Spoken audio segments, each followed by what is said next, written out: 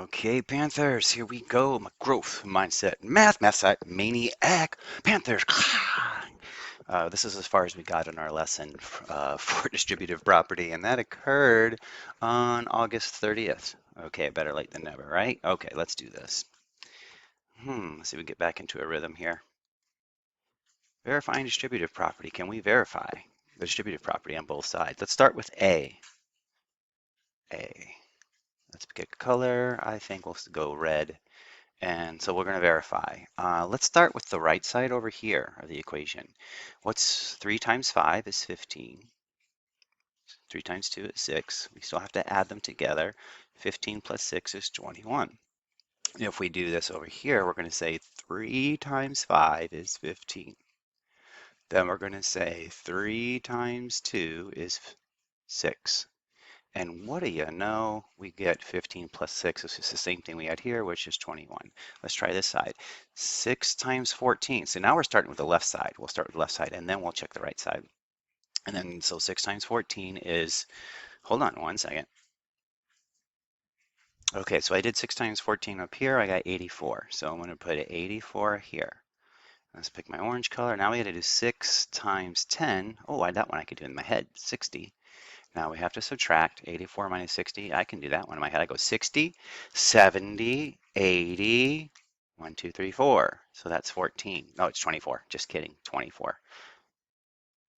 Now let's check this side. Oh, what do you see? Do we really even need to check? Because look what ends up happening here. We said 6 times 14. Well, that is 6 times 14.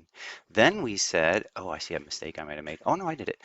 Then we said 6 times 10 here, 6 times 10, and that's what it says here, 6 times 10. And then we subtracted, and that's what we did here. So we don't even need to do the math on this side. We know it's going to be 24. But if they ask you to do the math, we'd have to. And what would you get? We did 6 times 14 here, which is 84 minus, and 6 times 10 is 60. Beautiful distributive property. There it is in digital form. Oh, and they said 21 equals 21, 24 equals 24. Would we get that same thing up here? Oh yeah, 21 equals 21, 24 equals 24. Simplify. 7 times 8, 7, 14, 21. 7, okay, it's been a while. So I like my 8s actually more. So I'm gonna do the 8s. You put your 8, 16, and your 24, and your 32, and your 40 all about. Your 48 and 54, your 48 and 53. Oh my gosh, Mr. Hoffman, you're embarrassing yourself. You put your 8, 16, and your 24, and your 32, and your 40 all about. Your 48 and 56, and your 64, 72, 80. Now I gotta stop at the 7 this time. You put your 8, 16, and your 24, and your 32, and your 40 all about. Your 48 and 56. There it is. I knew that without doing the song, but the song helps keep me honest, I guess, in a way.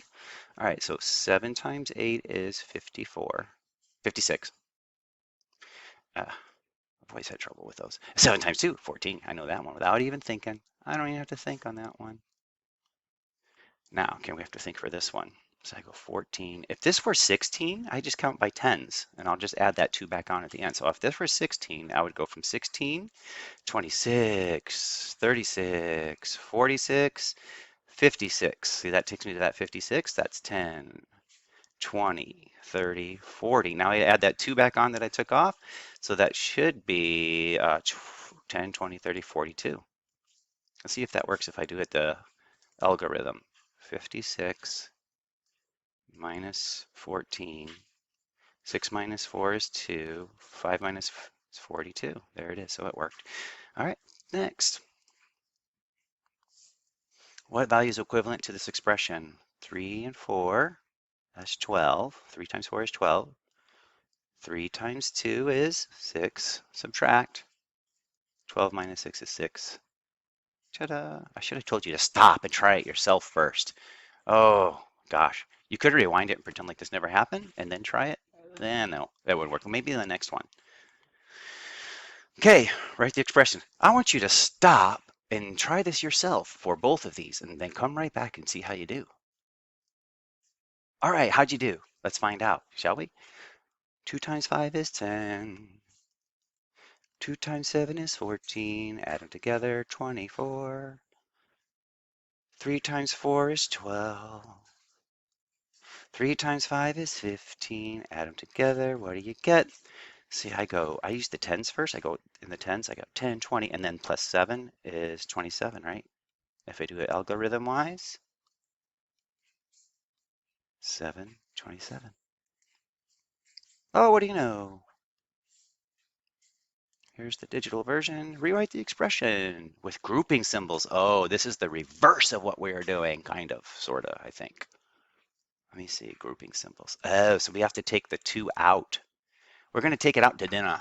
Hey, 2, you want to go out tonight? We'll go catch a dinner and a movie. Okay, so you bring the 2 out. So you take the 2 out, right? Now you got something in between. What's left in between? You have this 3 and you have this 11. So we're going to bring the 3. 3 staying in. The 3's not going out tonight. 3's going to stay in the house. 2's already out, so the 11 staying in the house. Stay in the house. I think that's it. So, right, this would be 2 times 3 and 2 times 11. Yeah, that's it for that one. The 2, you take the 2 out, you go out. See, it's just the 2 becomes 1, sort of. When 2 become 1, it's love. No, actually, love is not half and a half making 1. Love is a 1 and a 1 making 2. Just letting you know. I'm just saying. That's just my opinion. Okay, you complete me. No, you add to me. You make me more than complete. Yes, that's even better. I'm just saying. Okay, next. Oh, look at that. That's what they did. Solution right there. Okay, next. Let's take. Who's going to be taken out? Who are we going to take out of here? I don't mean take out like um, we don't go there. Let's take out the 8. Take the 8 out. 8, you're coming out. So you're no longer here. These 2 8s become 1 8. Yep. But they're going to be used twice. You'll see what I mean in just a second, right? You kind of get the hang of this maybe. Put this here. We're still going to multiply the 8 by 1. So the 1 comes down here. Who's left in the house? Who's also left in the house? 7, home alone. Home alone. Cully McCalkin. Okay, 7 plus, there it is. So we're still doing 8 times 1 and 8 times 7 with distributive property. 8 times 1 and 8 times 7. Oh, look, there it is. Rewrite the expression with grouping symbols. What? Oh, this is algebra. So see, they didn't teach you this in school, did they? So this 5r really means 5 times r, and we have minus 5 times 12. So this could be any number, right? So just call it r. It could be 1, 2, 3, 4, 5. It could be infinity. It could be negative infinity. Whatever, million, whatever you want, million and 2. So basically, who are we going to take out? We're going to take out the 5. Let's take out the 5. 5, you come out here. And who's going to stay home in the house? Who's staying home? Well, the r is going to stay home. So we put the r in here. The 5's going to stay home. No, the 5's going out. The 12's going to stay home. So let's make 12 red. Put the 12 here, and we still are subtracting them. That's it. That's the answer. It's actually easier than you thought, right? There it is. Boom. 30 plus 6. Ooh, now we're at another level. This is like 3 ways that we do things with distributive property. We did that thing where we just started with the 2 and 3 plus 1 just for fun, keep it easy, where we just multiplied, where we just said, okay, 2 times 3 is 6. 2 times 1 is 2. Add them together and we get 8, right? Then we did the other thing where we're taking We're taking numbers out. Like if we had like this, like if we had 2 times 3 plus 2 times 1, we took the 2 out. You're going out on the town, night on the town, when two twos become 1 2. 1 2 3 4 5 5 6 or 8 7 because 7 8 9. Okay, then the 3 stays in the house right here. We still have the add sign, and the 2 stays in the house. No, 2's already out. Sorry, just kidding. Who's staying in the house? We gotta pick another color. We'll go green. The 1 stays in the house. They stay at home, right? Now we're doing another level. This is the 3rd level. This is where we're going to take somebody out, but we don't know who we're taking out yet. You know who we're going to take out? The greatest common factor is going to be taken out of these numbers. That's who we're taking out. We got to figure out what the greatest common factor is. So down yonder here, if you would just take a look for a memento, more than a memento, just several mementos. ¿Cuántos más momentos, let's say? Let's find some, wait, it's not greatest common factor. It's, yeah, greatest common factor. Yeah, greatest common factor. GCF. So what do you multiply together to get 36? 1 and 36. What about 2? Yeah, it's an even number, so you know 2 is always going to work with even numbers. 2 and 15, 16, 17, 18. And then what other two numbers can we multiply together to get 36? 3? Oh yeah, 3 goes into 36. How many times does 3 go into 36? Oh, that's a 2. 12! What else? 3. 4 goes into 36, doesn't it? 4 times 9 is 36. 5 does not. 6 goes into 36. What's one of my favorites? 6 times 6.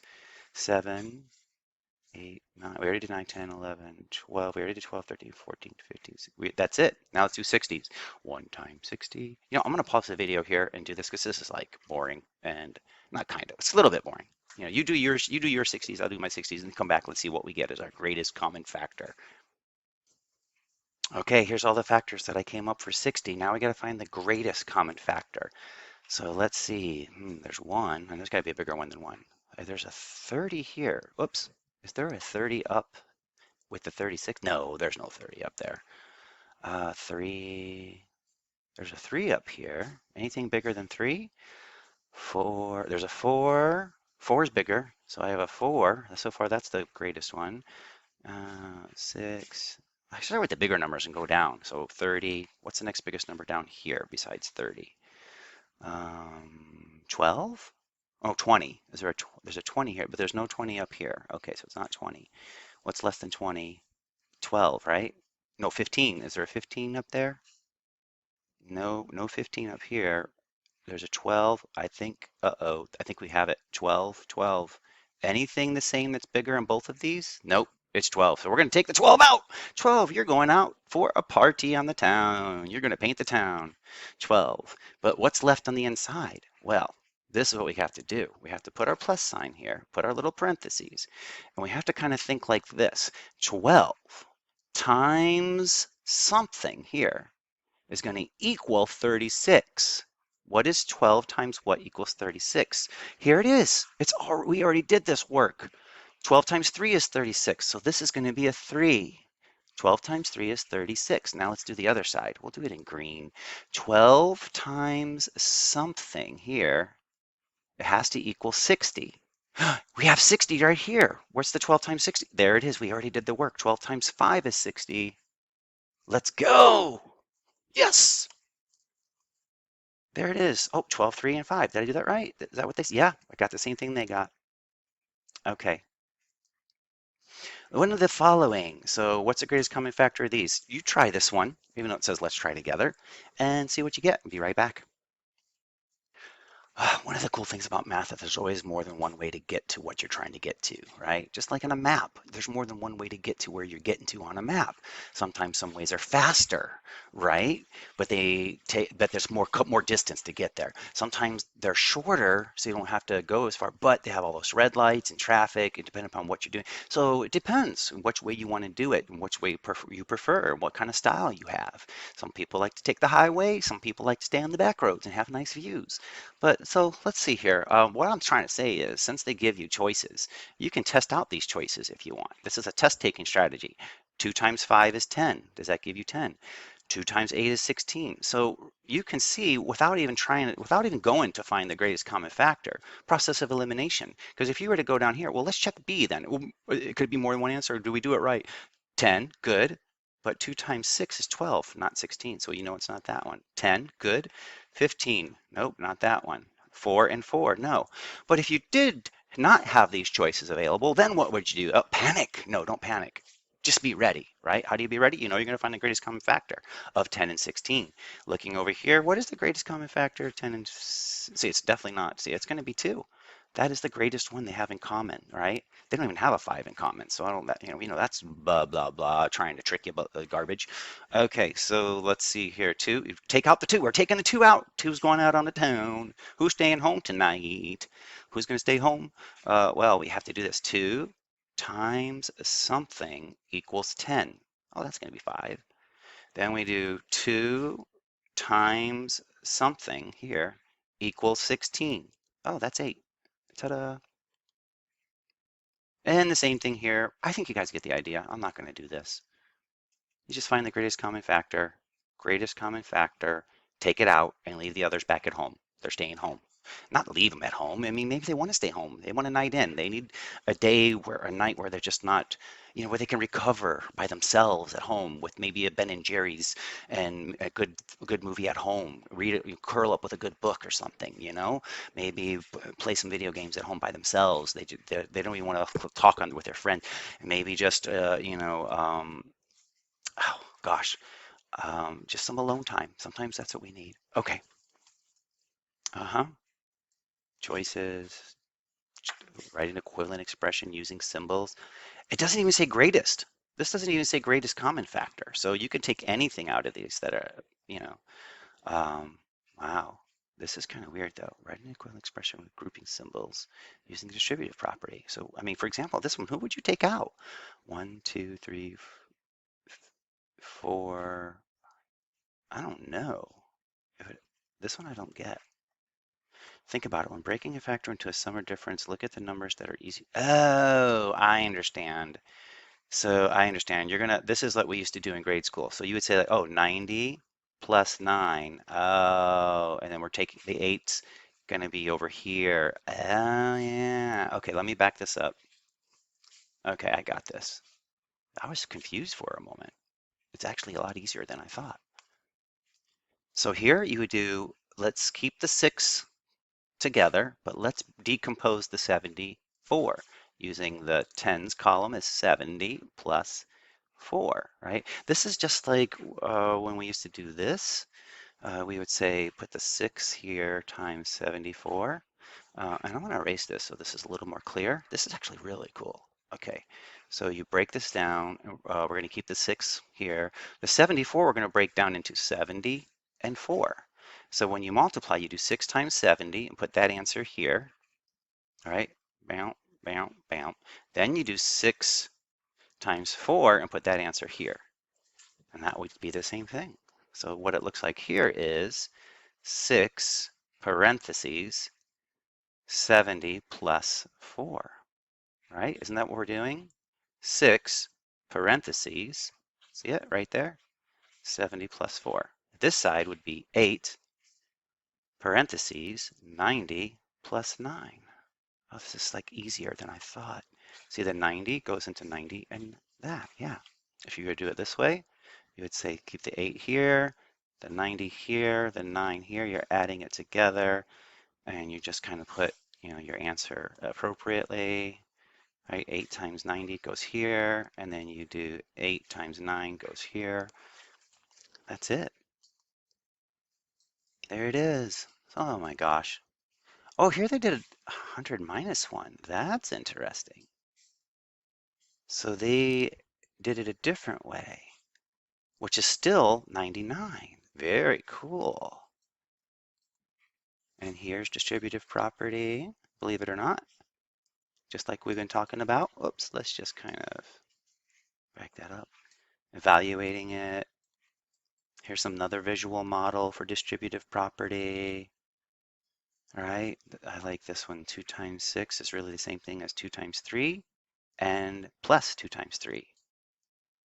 Yeah, pretty cool. You still get the same answer. And that's it. This one's over. See y'all later. Pride, passion, purpose.